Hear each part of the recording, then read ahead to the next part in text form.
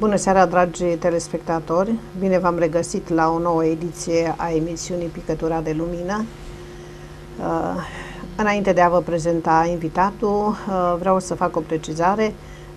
Emisiunea va fi întotdeauna joia, doar că astăzi facem o excepție, deoarece invitatul din această seară a fost în trecere prin Bistrița și a avut amabilitatea să accepte invitația la această emisiune. Invitatul nostru este domnul Dumitru Ioan Branc. Bună seara. Bună seara. Și bine ați venit și vă mulțumim că ați acceptat invitația. Da, cu plăcere, ca de obicei. Da. Oricum, bistrițenii au dorit foarte mult să mai treceți pe la noi și în același timp să se întâlnească cu dumneavoastră. Și pe această cale anunț că, pentru că dumneavoastră stați foarte puțin în oraș, după ora 8, cine dorește, e așa o întâlnire la Hotel Crone, în sala de conferințe. Vom vorbi în această seară, dragi telespectatori, despre un subiect, despre o temă, de fapt, foarte dragă distinsului nostru invitat. Este vorba despre trezirea conștiinței dacice. Aș vrea să vă întreb, domnule Branc, de ce vă este așa de dragă această temă? De ce țineți așa de mult la ea? Că mereu spuneți că este tema noastră de suflet, preocuparea noastră de suflet. Da, așa este. Conștiința dacică, de fapt, este conștiința cristică. Conștiința dacică este în interiorul nostru. Este acea sacralitate în care a trăit poporul dac, care sunt cei care sunt strămoșii noștri, sau chiar și noi am fost atunci acolo. Această conștiință dacică ne face liberi. Această dacică este cazul să o trezim. Și acum a venit momentul să ne trezim la cine suntem cu adevărat, să ne regăsim identitatea noastră națională, care este de fapt sacralitatea poporului dac. Este o cerință divină, este o poruncă divină, este o voie divină, este voia Tatălui Ceresc, ca România, așa cum s-a prorocit din vechime, să devină grădina Maicii Domnului. Aproape toată lumea știe acest lucru și tuturor le pare incredibil acest lucru. Zice unul altul, nu se poate. Așa ceva nu se poate. Într-o țară ca a noastră și în felul în care sunt priviți românii astăzi, să se întâmple o asemenea minune. Grădina Maicii Domnului, România, grădina Maicii Domnului, România, Pământ Sfânt. Cum se ajunge aici? Prin trezirea spirituală a noastră. Nu acea trezire fizică de dimineață sau dis de dimineață sau mai târziu, ci pur și simplu să conștientizăm cine suntem. Acea conștiință dacică a fost și este în noi, în profunzimea noastră. Și undeva am întâlnit-o și noi în această viață. Este vorba despre măreția țăranului român. Acel țăran român liber, acel țăran român care a fost stăpânul lui, care a trăit aici și care, vreau să vă spun despre el, despre măria sa, țăranul român. A fost un gospodar, un înțelept, chiar dacă a fost analfabet. N-a avut știință, n-a avut cunoaștere. A avut acea cunoaștere din interior, a avut demnitate, a avut acea cinste, a avut conștiință curată și a trăit în adevăr, în acel adevăr divin, adică în acel fel, în acel mod de viață de a fi lipsit de minciună. Acesta a fost măria sa, țăranul român, care a cunoscut cultura plantelor, creșterea animalelor, creșterea copiilor, întreținerea familiei, totul. A cunoscut timpul, uitându-se pe cer, știa după cum erau stelele pe cer, sau carul mare, carul mic. Luceafărul știa câte ora cu precizie. era un astrolog total, un astronom, tot ce vrei. Și așa și programa munca. Acel simplu om, acea simplitate enorm de mare, care îi dă o demnitate și putem să-i spunem măria sa țăran român, în fața căreia mă plec. L-am cunoscut pe acest măria sa țăran român în viața mea de acum, acolo unde nu se încuiau ușile, nu se încuiau ușile la case, nu, oamenii n-aveau chei, fiindcă cinstea era la ea acasă. Și oamenii erau cunoscuți, se cunoșteau între ei și se respectau, fiindcă era o comunitate, adică se zicea până la al treilea, la al patrulea neam, a treia sau a patra generație numele. Ioan al lui Mitru, a Mariei, din margine, că era unul în centru. Știa exact despre cine vorbește. Dacă era nepot, zice, nepotul a lui cutare și a lui cutare. Și spunea numele. Deci, acolo era o cinste să-ți păstrezi demnitatea neamului de care te tragi, a bunilor și străbunilor tăi. Era o cinstire a lor. Era o mare cinstire. Și cu ce îi onorai? Cu demnitatea lor, care era continuarea. O duceai tu în continuare, în sensul că această măreție se câștiga prin copierea bunicului sau a străbunicului sau a tatălui de către cei mai tineri. Deci continuau ce? Doamna Angela, ce continuau? Ce au găsit când au deschis ochii? Cinstea și demnitatea. Nu erau averuri mari, dar se trăia. Deci acesta este măria sa țăranul român. Aceasta este conștiința dacică pe care noi am prins-o aici, care nu s-a pierdut și nu se va pierde niciodată. Dacă îmi dați voie și iertare pentru întrerupere, vreau să vă întreb de ce credeți că acum a venit momentul în care să ne trezim această conștiință dacică din noi? Eu aud povestind pe foarte multă lume spunând că, mă rog, atunci când noi îi onorăm și slăvim așa de mult pe daci și țara noastră și spunem că avem o țară frumoasă, minunată, binecuvântată de Dumnezeu, foarte multă lume îmi spune mie că, păi da, dar asta este așa o manifestare de orgoliu a unei țări mici, mărunte, care nu poate să iasă în lume altfel. Puteți să-mi spuneți de ce e acum momentul de trezire a acestei conștiințe și unde este adevărul între ceea ce credem noi, că avem o țară minunată și trebuie să o promovăm oriunde în lumea aceasta și trebuie să fim mândri că suntem români, că suntem urmașii dacilor, sau acei oameni care spun că ne manifestăm ca niște mărunței cu orgoliu, cu asta? Cât timp avem să vorbim? Asta este o temă. Din asta doamna Angela se poate face lucrare de doctorat. Dar aveți stil și îmi place un stil care se perfecționează de la o emisiune la alta. Mi-aduc aminte când am început aici și felicitările mele pentru felul de a fi, de a prezenta lucrurile. Sigur că este o temă foarte vastă, temă pe care se va scrie mult despre ea, se va dezbate mult, fiindcă vor veni noi și noi argumente, izvoare din cer, adică prin mesaje divine, de pe pământ, din subsol. Vor veni multe și sunt documente scrise. Se știe unde se află, n-am să pomenesc acum.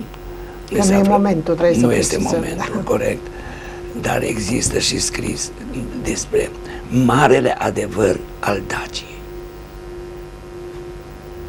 Și acum să o luăm cu începutul, așa cu să o luăm sistematic și cronologic, ca și în contabilitate. Ne aflăm la o răscruce, la intrarea într-o altă eră. Această intrare s-a făcut în 18 septembrie 2007 la saltul cuantic. în sensul că în 1999, 19 august, divinitatea a luat hotărârea ca pământul să nu mai fie distrus, să nu existe apocalipsă și oamenii să primească învățături divine, să se trezească spiritual, să vindece total. Adică să conștientizeze cine sunt ei și să vindece, adică să renunțe la patimilor, la frici, la sărăcie, la boli și să trăiască în armonie, la conflicte, la lupte, la certuri, demagogie, la dualitate, la cruzime, la agresivitate, la trufie, aroganță și multe altele. Și să trăiască în armonie. Aceasta este imperativ necesar, fiindcă este hotărârea divinității, este poruncă divină pentru noi. Iar la noi, această hotărâre, fiind luată de divinitate, în august 99, cum am spus, este necesar să o aplicăm noi români. Cu noi începe. Și mă veți întreba bine, Dar de ce? Dar de ce? Da, ați anticipat întrebarea. Da. De ce? Fiindcă tot noi suntem cei care am venit primi. Aici, cum am spus-o și în alte emisiuni și o spun peste tot în țară, am scris-o în cărțile care le voi prezenta mai târziu, s-au întâmplat primii oameni. Aici a fost facerea. Aici s-au întâmplat primii oameni. La San Misigetul Zaregea chiar. Avem dovezi. În cursul emisiunii o să le discutăm. Și ca atare, nouă ne revine cinstea de a fi primii care să facem pasul înapoi. În sensul că acum se împlinește versetul din rugăciunea domnească, Tatăl nostru, precum în cer, așa și pe pământ. Este o realitate, o mare realitate. M-au întrebat în ultimul pelerinaj, acum care am fost la Rău, un cetățean român care a venit pentru prima dată. Ce, domnule, de ce noi? De ce nu se știe și nu se publică în presă și nu se face la nivel național? Să spunem acest lucru este, după cum îl prezentați dumneavoastră, de o importanță majoră. Și răspunsul meu a fost foarte frumos. Toată lumea știm în subtil, adică sinele nostru știe acest lucru. Conștientul nostru, din cauza orgolului, nu-l acceptă. Și atunci, nefiind acceptat decât de o mică parte din români, nu s-a ajuns încă la un nivel așa mare încât să se facă o problemă națională. Dar este o realitate. Cu timpul o să vină și vremea în care vor spune toate acestea, se vor recunoaște de către toți românii. Deci, acesta este contextul general. Divinitatea obligă oamenii ca să trăiască în armonie începând din 21 decembrie 2012. Sigur că nu este un termen așa, până astăzi te-ai certat și ai fost un ridicol și de mâine ești un înger. Adică cum îi obliga? Prin ce metode? Sau cum vom deveni noi din oamenii aceștia plini de, mă rog, hai să nu le spunem neapărat păcate, plin de aspecte negative? Cum vom deveni dintr-o dată oameni buni, armonioși, iubitori de semenii noștri? Deci asta nu se întâmplă dintr-o dată. Asta se întâmplă pe parcurs. Divinitatea lucrează cu noi, cu românii și cu întreaga umanitate de 10 ani. De 10 ani și mai bine. Deci 21 august au venit primele învățături și suntem deja în octombrie, în 5 octombrie. Deci avem mai mult de 10 ani. Sigur că s-a trezit o bună parte din lume, dar procentul este foarte mic și nici nu vreau să-l spun. E descurajator. Și probabil nu suficient pentru a preveni anumite... influența e destul de mică, dar totuși lumina celor care s-au trezit se simte. Fiindcă puterea rugăciunii este foarte mare. Sigur că a venit timpul să conștientizăm acest lucru. Aici este problema. Întrebarea a fost foarte bună. Cum facem? Da, cum facem? Păi omul, ca să facă ceva, prima dată trebuie să-și dea seama, dom'le, este necesar să facă acest lucru. Al doilea lucru, să iei hotărârea să facă. Așa. Și pe urmă să continue acea construcție care a început-o, cu fundația și până când se mută, de exemplu, în casa lui. Și aici este tot așa o tehnică sau o tehnologie sau o perioadă de trecere. E o perioadă de parcurs. Perioadă de parcurs. Anumite etape. Saul din Tars a făcut-o instantaneu. El, pe drumul Damascului, era un înfocat dușman al creștinilor și mergea să îi caute, să-i găsească, să-i pedepsească. Chiar și cu moartea. La un moment dat vine flacăra peste el, orbește și întreabă: cine ești, Doamne? Sunt Hristosul care mă prigonește, ce să fac? Să-mi urmezi mie. Și a spus: cine ești, Doamne? Asta înseamnă că s-a predat. A terminat cu orgoliu, a terminat cu toată ura care avea împotriva creștinilor, a terminat cu toată judecarea lor și pur și simplu a devenit și a spus ulterior: nu mai trăiesc eu, ci Hristosul trăiește în mine. Ce frumos! Ei, aici trebuie să ajungem toți. Sigur că Saul din Tars, viitorul apostol Pavel, a fost o minune, un miracol divin care a avut această putere. Sigur, noi ceilalți o facem această trecere, o facem într-o anumită perioadă, cu bune sau cu mai puțin bune, depinde fiecare, de strădania fiecăruia depinde. Așa spune Părintele Arsenie Boca. Totul depinde de strădania fiecăruia, cum să ajungă acolo. Mergând în acest parcurs, vorbeam de această trezire a conștiinței. Deci divinitatea a venit și a spus: românii, fiindcă voi ați fost primii, de aici a plecat popularea planetei și tot de aici va pleca și această nouă eră. Prima dată se va instala în România această eră și este vorba despre România, grădina Maicii Domnului, sau România Pământ Sfânt, trăită în manifestare acest lucru. Deci fiecare român va fi obligat să conștientizeze cine suntem, cine am fost și ce vom deveni. Deci am fost daci liberi cu conștiință cristică, am fost daci liberi cu conștiință divină, am trăit în sacralitate, am ajuns astăzi români care trăim în dualitate și într-un haos și vom deveni din nou acei daci liberi, dar în alt context. Venim cu cunoașterea de acolo și cu multe alte forme de a exista, care vor fi total diferite de cele de astăzi, în sensul că totul va fi în continuare cuantic. Toată știința merge pe reguli. Toată știința cuantică înseamnă că este fără reguli. Iubirea divină, iubirea necondiționată, nu pune condiții, nu te condiționează de nimic.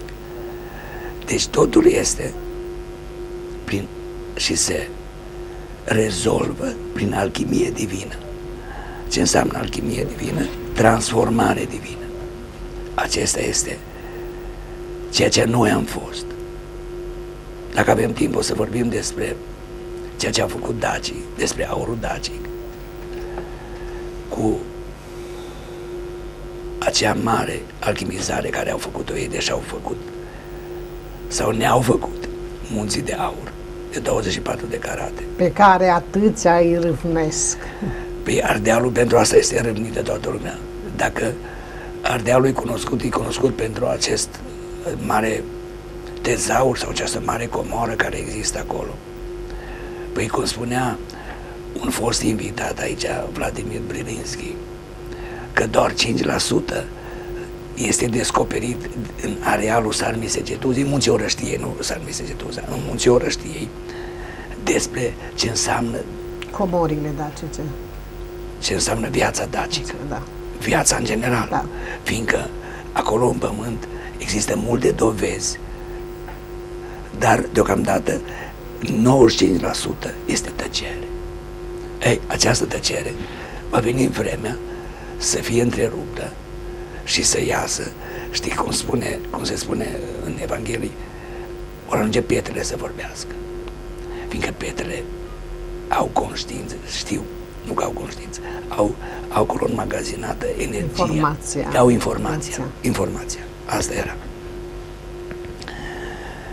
Ei, va veni și este vreme acum încât să lăsăm la o parte vorba lui Ioan Ștefan Voievodul, croșetatul, adică pierderea de vreme, pierderea timpului, sau să ne umplăm timpul cu ceva, sau sintagma românească, hai să facem ceva, să ne aflăm în treabă și să ne găsim prioritățile. Prioritatea noastră este conștientizarea a cine am fost și ce trebuie să fim, ce trebuie a deveni. Este o poruncă divină pe care noi trebuie să o împlinim. Sigur că eu am un argument aici și înainte de emisiune discutam despre acel fiu. Da. Adică ce înseamnă să te reîntorci de acolo de unde ai plecat, să te reîntorci la origini, la fel cum s-a întors și fiul risipitor acasă. Așa este. Deci, noi am venit pe pământ cu toată zestrea divină, adică cu acea conștiință divină. Noi suntem creați, spiritul nostru, sinele nostru divin, după chipul și asemănarea Tatălui Ceresc. Așa am trăit. Fiul risipitor, adică noi, în pilda fiul risipitor din Evanghelie este relatată drama umană, zbaterea umană, neputința umană. Este foarte frumos.